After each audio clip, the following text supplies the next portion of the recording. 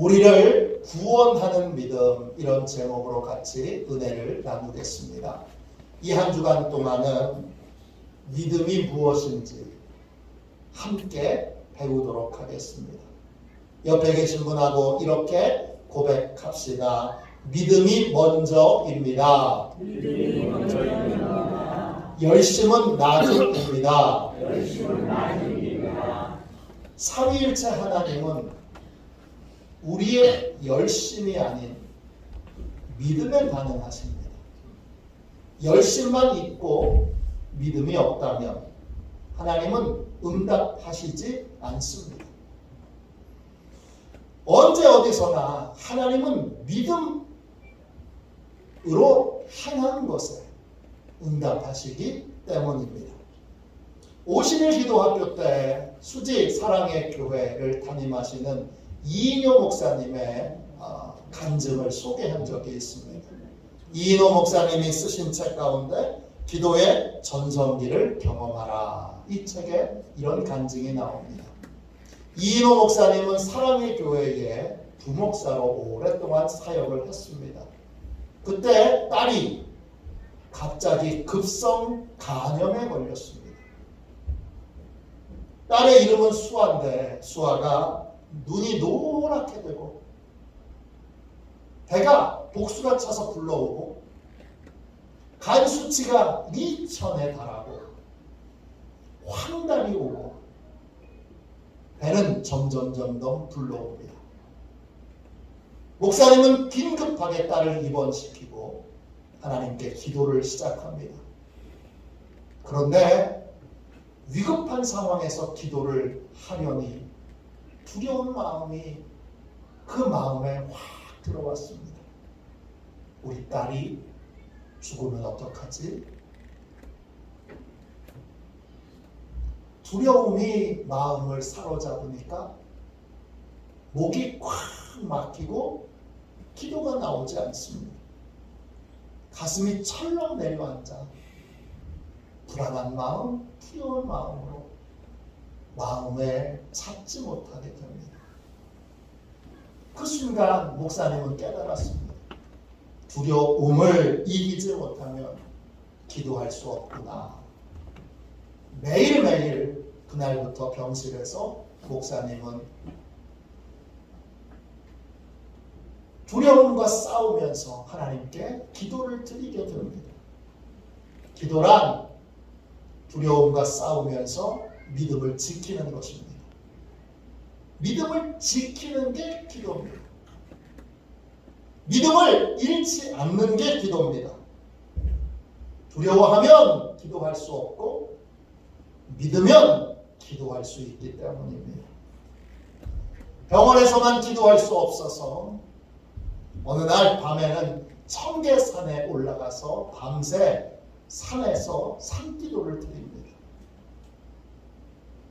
저녁부터 새벽까지 밤을 새워 부르짖고 이제 집으로 가기 위해서 내려오는데 갑자기 이런 생각이 듭니다. 정말 하나님이 내 기도에 응답하셔서 딸의 병을 고쳐주실까? 기도와 상관없이 의사 잘 만나고 약 잘 먹어야 치료되는 건 아닐까? 과연 기도가 효력이 있을까? 밤새 기도하고 내려오는데 그 마음에 의심이 찾아왔습니다. 의심은 금방 근심으로 바뀌고 근심은 금방 낙심으로 바뀝니다. 차에 타서 이제 운전해서 집에 와야 되는데 운전할 힘이 없습니다. 멍하니 차에 앉아 그냥 시간을 보내고 있는데 마음 한구석에서 이런 음성이 들립니다. 아들아, 너는 목사다. 평생 말씀을 믿고 기도를 믿고 살아야 할 목사다. 그런데 만일 내 딸의 운명이 하나님께 달려있음을 믿지 못하면 어찌하겠느냐? 너는 믿지 않으면서 하나님을 믿으라고 평생 거짓말을 하든지 아니면 목사를 그만둬야 한다. 너의 선택은 한 가지다. 하나님께 맡겼으면 믿어라. 다시 그 문제를 붙들고 고민하는 일을 반복하지 말고 이제는 그만 믿어라. 열심히 기도했는데 자신이 믿음으로 기도한 것이 아니라는 사실을 깨닫게 됐습니다. 그날 차에서 이인호 목사님은 이런 결심을 했습니다. 이제 기도만 하지 말고 믿는 일도 잘하자. 따라해 보세요. 믿는 일도 잘하자. 믿는 일도 잘하자. 그렇게 결심했습니다. 신기한 건 그때부터 딸의 병이 낫기 시작합니다. 밤새 기도할 때는 하나님이 요동도 안 하셨는데 믿는 일도 잘하자 결심하는 순간 눈에 띄게 딸의 병이 차도가 있게 되고 결국 딸이 깨끗하게 고침을 받게 됩니다. 믿음이 먼저입니다. 열심은 나중입니다. 믿음이 없는 열심은 하나님의 응답을 받지 못합니다. 그러므로 무엇이든지 믿음으로 해야 합니다. 그래야 하나님의 응답을 받을 수 있습니다. 오늘 읽은 본문에 두 명의 믿음의 사람이 나옵니다. 한 사람은 관리였고 또 한 사람은 12년 동안 혈류증으로 고생하던 여인입니다. 두 사람은 믿음으로 주님께 나와서 기적을 체험했습니다. 관리는 믿음으로 주님께 나와서 죽은 딸이 살아나는 기적을 체험했습니다. 여러분, 죽은 사람이 살아나는 기적을 체험해 보신 적이 있나요? 믿음으로 주님께 나오면 주님이 이런 기적을 베풀어 주십니다. 12년 동안 혈류증을 앓던 여인의 병도 믿음으로 주님께 나왔더니 고침받았습니다. 12년 동안이나 안 고쳐졌습니다. 그런데 믿음으로 주님께 나왔더니 주님이 고쳐주셨습니다. 주님은 여인의 병을 고쳐주시면서 이렇게 말씀하십니다. 마태복음 9장 22절입니다. 딸아, 안심하라. 네 믿음이 너를 구원하였다. 구원하였다. 이 말은 헬라어로 소조입니다. 뜻은 보호하다, 치유받다, 구제받다, 건강해지다, 되찾다, 회복하다, 복원하다 이런 뜻입니다. 믿음으로 주님께 나아가면 보호를 받습니다. 치료를 받습니다. 그리고 문제가 해결됩니다. 건강해집니다. 그리고 잃어버렸던 것들을 다시 되찾을 수 있게 됩니다. 이 모든 것들이 믿음의 결과입니다. 언제나 믿음이 먼저입니다. 믿음으로 주님께 나아갈 때 이런 은혜를 받는 복된 삶을 살 수 있습니다. 언제나 믿음으로 사는 저와 여러분이 되시기를 주님의 이름으로 축원합니다. 그럼 믿음이 뭡니까? 여러분 믿음이 있습니까? 믿음이 뭔데요? 믿음이라는 말은 헬라어로 피스티스입니다. 이 말은 어떤 사실을 내가 확신하는 것이 아닙니다. 믿음은 뭐냐? 믿음은 믿음의 대상을 의심하지 않고 온전히 신뢰하는 것입니다. 믿음의 대상이 성부, 성자, 성령, 삼위일체 하나님이라면 어떤 순간에도 의심하지 말고 그분의 능력과 그분의 사랑을, 그분의 응답을 믿어야 합니다. 주님을 믿는다. 예수 믿어야 구원받습니다. 예수님을 믿는다는 건 언제 언제 어디서나 예수님을 신뢰하는 것입니다. 어떤 사실을 믿는 것이 아니라 믿음의 대상을 신뢰하는 것입니다. 신뢰하면 어떻게 되죠? 마음을 다해서 충성하게 됩니다. 피스티스는 믿음이라는 뜻도 있지만 충성이라는 뜻도 있습니다. 즉 믿음이란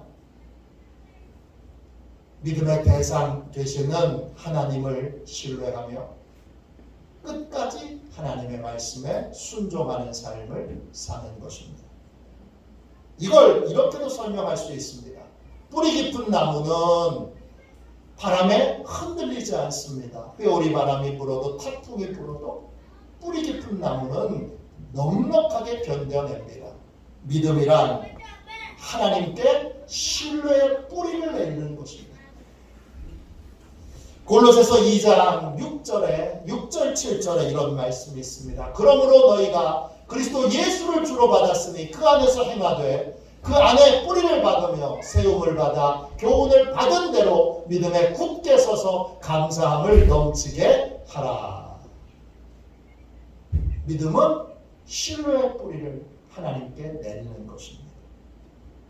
하나님을 우리를 사랑하시는 모든 것의 주인 되시는 분으로 신뢰의 뿌리를 내리는 것입니다. 예수님을 하나님이 보내주신 유일한 구원자로 신뢰하며 뿌리를 내리는 것입니다. 성령님을 실제로 내 삶의 모든 것을 돌봐주시고 또 해결해 주시는 분으로 신뢰의 뿌리를 깊이 내리는 것입니다. 그리고 끝까지 신뢰하는 것이고 신뢰를 멈추거나 중단하지 않는 것입니다. 어느 목사님이 군목 임관을 앞두고 다리를 다쳤습니다. 그래서 결국 군목 임관을 못했습니다. 군목에 못 갔으니 일반 교회에 가서 목회를 해야 되겠다. 그렇게 결심했는데 어느 교회도 이 목사님을 청빙하지 않습니다. 나이도 어리고 다리도 온전치 않고 또 군 문제도 아직 해결되지 않았기에 사역할 교회가 없습니다. 사방의 목사님을 찾아다니면서 부탁을 해도 소용이 없습니다. 신학대학을 졸업했는데 갈 교회가 없네, 섬길 교회가 없네. 갑자기 서러운 마음이 들어서 서글퍼서 울다가 이런 생각이 들었습니다. 내가 하나님의 종인데 일은 하나님께서 시키시는 것인데 내가 너무 사람만 의지했구나.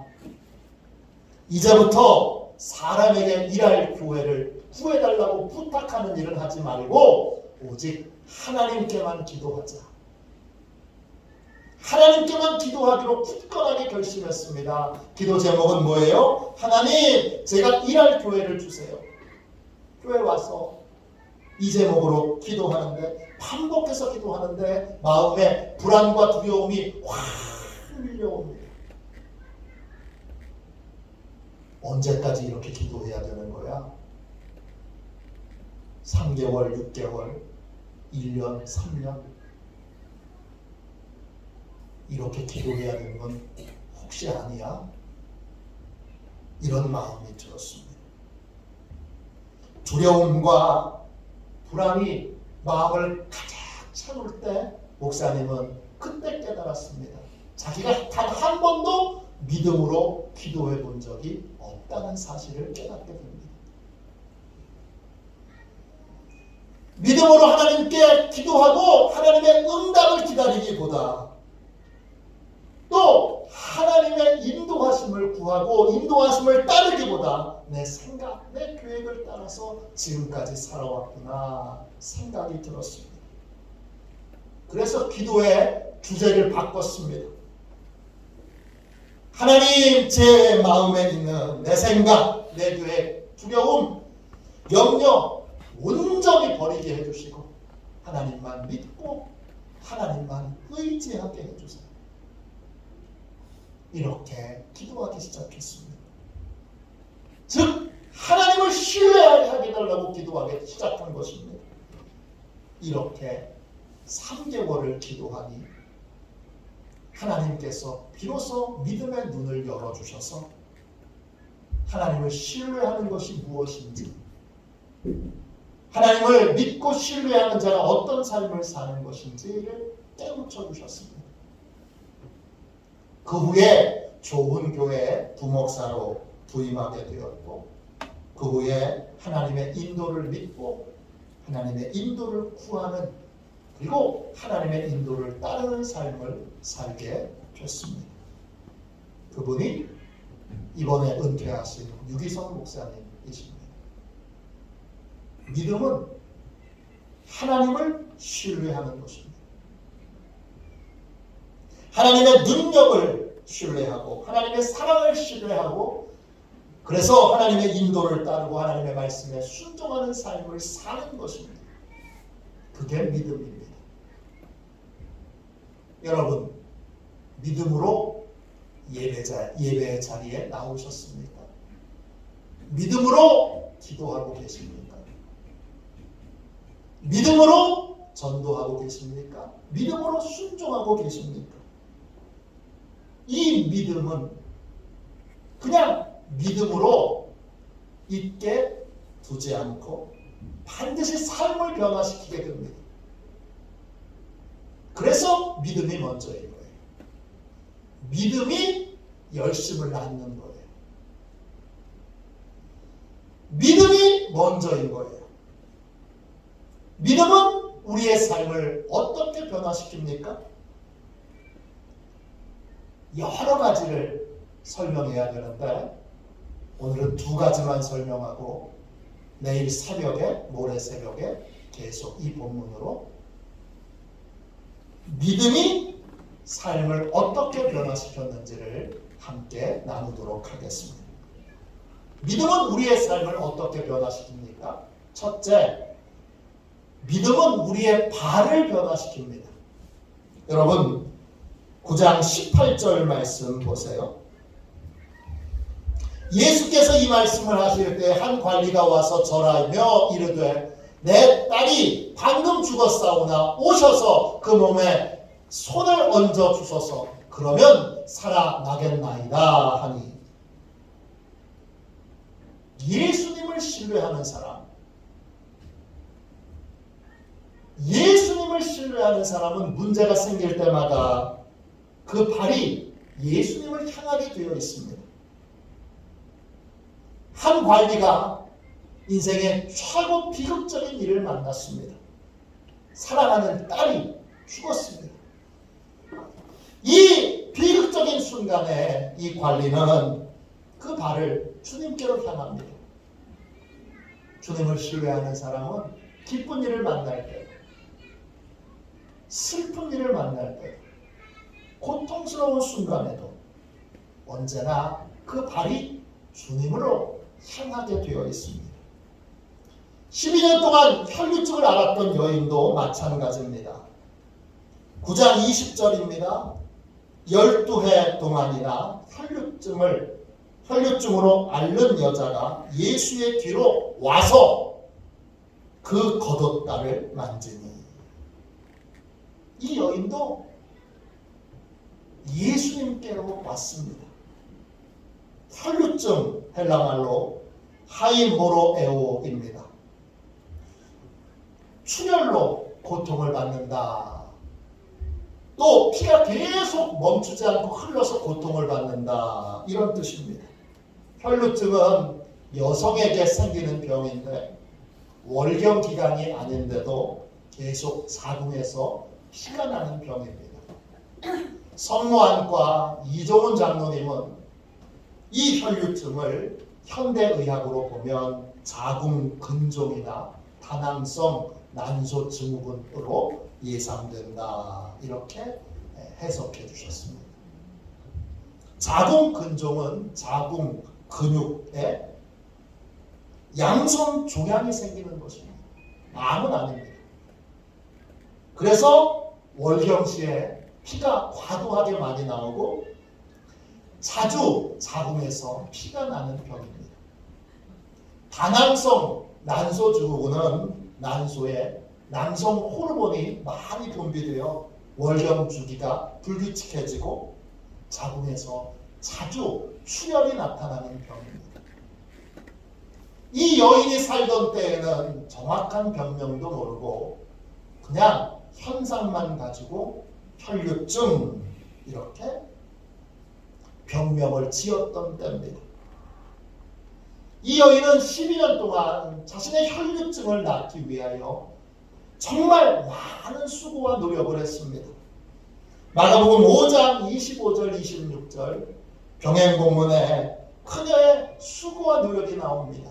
12해를 혈류증으로 알아온 한 여자가 있어 많은 의사에게 많은 괴로움을 받았고 가진 것도 다 허비하였으되 아무 효용이 없고 도리어 더 중하여졌던 차에 이 한 구절의 말씀 12년의 고생이 다 담겨 있잖아요. 병을 고쳐보려고 의사는 다 찾아다니고 좋은 치료법이란 치료법은 다 해봤는데 소용이 없습니다. 그 많던 돈도 다 잃어버렸습니다. 병은 더 위중해졌습니다. 이러면 일반적으로 치료를 그냥 포기하는 것이 일반 사람들의 그러한 모습입니다. 그런데 이 여인은 주님을 신뢰함으로 주님께 소망을 두고 고침받기 위해 주님께 나왔습니다. 비록 앞으로 당당하게 나올 수는 없었지만 뒤로 나올 수밖에 없는 상황이었지만 그래도 주님께 나왔습니다. 그녀의 믿음이 발을 주님께로 향하게 만든 것입니다. 믿음은 우리의 발을 변화시킵니다. 우리 몸에서 가장 먼저 차가워지는 곳은 발입니다. 그래서 겨울에 동상이 걸립니다. 전 중학교 때 동상이 걸려서 겨울마다 동상이 반복돼서 고생을 했던 경험이 있습니다. 추운 겨울에 제일 먼저 몸이 차가워지는 곳은 발입니다. 또 발은 우리 몸에서 제일 먼저 더러워지는 곳입니다. 그래서 저는 자기 전에 또는 집에 들어와서 손도 닦지만 자기 전에는 꼭 샤워를 못하는 날은 발이라도 꼭 씻고 잡니다. 왜? 발이 제일 더러운 곳이기 때문입니다. 영적인 차원에서도 믿음이 식었을 때 제일 먼저 얼어붙게 되는 곳이 발입니다. 믿음이 식어지면 예배당에 오고 싶지 않습니다. 기도의 자리에 나오고 싶지 않습니다. 나와야 되는 걸 필요성을 알면서도 발이 얼어붙어서 나오질 못합니다. 전도해야지 하면서 교회 바깥으로 전도하기 위해 한 걸음도 옮기지 못합니다. 왜냐? 발이 믿음이 식어서 얼어붙었기 때문입니다. 또 믿음이 식으면 이 발은 금방 더러워집니다. 그래서 거룩하고 복된 곳을 향하기보다는 음란하고 더러운 곳을 향하여 이 발이 가게 되고 움직이게 됩니다. 발이 중요합니다. 그래서 예수님은 최후의 만찬 때 제자들의 발을 직접 씻겨주셨습니다. 발이 중요하기 때문입니다. 발은 언제 따뜻해집니까? 주님을 신뢰하는 믿음이 회복될 때 우리의 발은 따뜻해지고 그러면 주님께 별 특별한 고민 없이 나오게 됩니다. 즉시 나오게 됩니다. 주님을 신뢰하는 믿음이 생기면 우리의 발은 믿음의 발로 변화되어 언제든지 좋은 일이 있을 때도 슬픈 일이 있을 때도 괴로운 일이 있을 때도 즉시 주님께로 나오게 되어 있습니다. 믿음은 우리의 발을 변화시킵니다. 교회 나가고 싶지 않을 때, 또 주님께 기도하고 싶지 않을 때, 전도하고 싶지 않을 때, 봉사하고 싶지 않을 때, 순종하고 싶지 않을 때 주님과의 관계를 점검하십시오. 나는 주님을 신뢰하고 있는가? 주님을 믿고 주님을 의지하고 주님께 뿌리 내리고 있는가? 확인해 보십시오. 주님과의 신뢰의 관계가 회복되면 금방 얼어붙었던 여러분의 발은 녹아질 것이고, 그리고 더러워졌던 여러분의 발은 주님이 씻겨주실 것입니다. 그러므로 여러분, 믿음은 우리의 발을 변화시킵니다. 둘째, 믿음은 우리의 삶을 어떻게 변화시킵니까? 믿음은 우리의 무릎을 변화시킵니다. 9장 18절 말씀을 한 번 더 보겠습니다.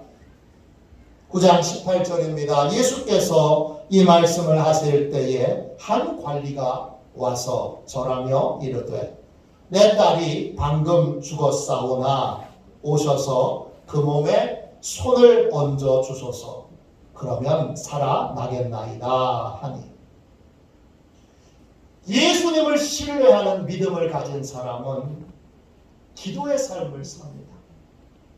관리는 예수님께 와서 무릎을 꿇습니다. 이 관리는 헬라어로 아르촌입니다. 뜻은 통치자, 우두머리, 서장, 시장 이런 뜻입니다. 병행 본문에 보면 이 관리는 회당장이었습니다. 유대인들은 마을마다 회당을 세웠는데 그 회당은 예배당이기도 하고, 그리고 중요한 일을 결정하는 마을 회관이기도 합니다. 거기에 우두머리는 마을의 대표입니다. 가장 마을에서 높은 사람입니다. 그런데 이 높은 사람이 예수님께 나와서 무릎을 꿇었습니다. 갈릴리의 목수 앞에서 무릎을 꿇었습니다. 왜 무릎을 꿇었습니까? 예수님 외에는 자신의 문제를 해결할 길이 없기 때문입니다. 이분은 돈도 많습니다. 하인도 많습니다. 높은 권력도 가지고 있습니다. 그리고 남다른 영향력도 가지고 있습니다. 그러나 그 어떤 것으로도 자신의 문제를 해결할 수 없습니다. 그래서 예수님께 와서 무릎을 꿇었던 것입니다. 믿음은 삼위일체 하나님께 즉시 무릎을 꿇게 합니다. 시간을 낭비하지 않게 하고, 헛된 것에 마음을 빼앗기지 않게 하고, 모든 문제는 오직 하나님의 은혜와 능력으로만 해결될 수 있음을 알게 하는 것이 믿음입니다. 그래서 즉시 무릎을 꿇고 주님께 기도하는 삶을 살게 합니다. 신경진 목사님께서 쓰신 책 위대한 기도의 사람들, 이 책에 이런 간증이 나옵니다. 인도 뉴델리에서 아테네로 가는 비행기에 300명의 부부가 인도 관광을 마치고 이제 집으로 돌아가고 있었습니다. 이란 상공을 날고 있을 때 기장이 긴급 안내 방송을 합니다. 내용은 비행기 수압 장치가 고장이 나서 비행기가 불시착을 할 수밖에 없다는 것입니다. 승객들이 묻습니다. 안전하게 착륙할 수 있습니까?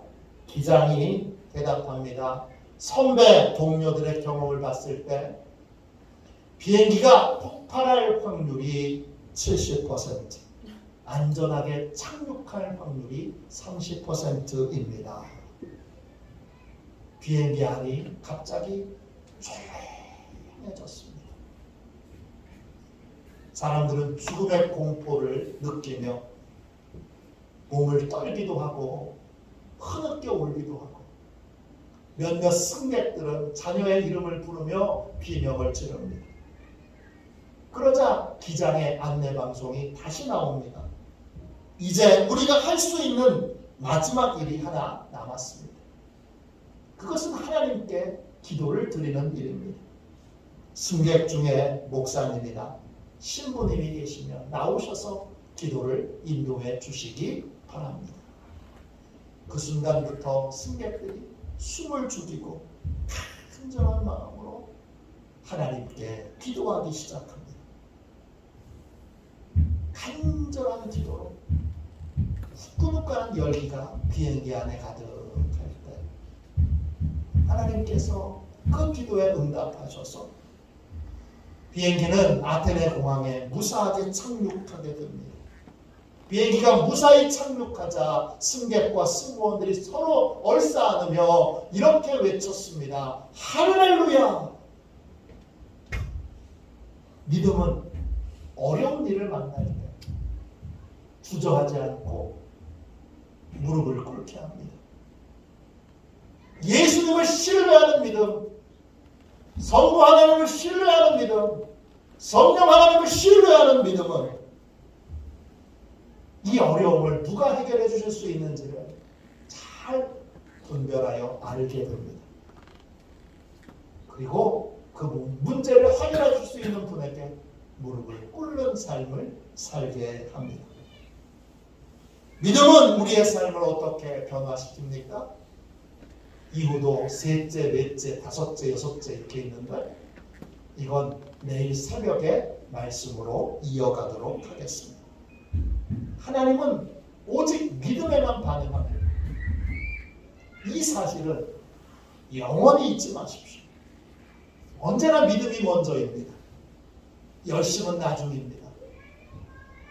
열심으로 믿음 없는 것을 가리지 마십시오. 믿음은 삼위일체 하나님을 신뢰하는 것이고 하나님께 신뢰의 뿌리를 내리는 것이고 신뢰함으로 순종하고 충성하는 것입니다. 이런 믿음은 우리의 발을 변화시킵니다. 무슨 일을 만나든지 하나님께로 향하게 만듭니다. 이런 믿음은 우리의 무릎을 바꿉니다. 우리의 무릎을 기도의 무릎이 되게 합니다. 무슨 일을 만나든지 주저없이 하나님께 무릎 꿇게 만듭니다. 삼위일체 하나님을 신뢰하는 믿음은 삶의 모든 것을 바꿔놓습니다. 삶의 모든 것을 하나님의 은혜로 변화시키는 기적을 체험하는 저와 여러분이 다 되시기를 주님의 이름으로 축원합니다. 이 시간 우리 함께 찬송가 545장 1절만 우리 한번 찬양하고 뜨겁게 주여 믿음을 주옵소서, 믿음으로 살게 하여 주옵소서, 믿음으로 변화되어 믿음으로 변화된 열심, 믿음으로 변화된 삶, 믿음으로 변화된 발, 믿음으로 변화된 무릎을 갖게 해 주옵소서. 이렇게 우리 통성으로 기도하겠습니다. 우리 박수 치면서 찬양합시다.